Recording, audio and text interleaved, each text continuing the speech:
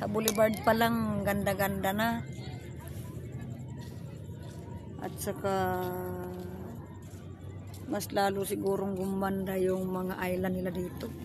Pero yung sa Daku Island, alam ko na yun, ganda talaga doon. Kasi nakapunta na ako doon. Pero isa lang yung napuntahan ko, yung Daku Island. Daku Island ng Siargao.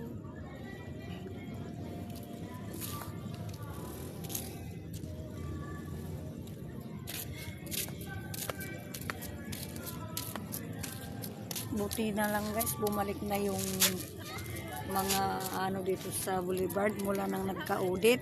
Kasi yung lahat dyan nakatira, naka-display.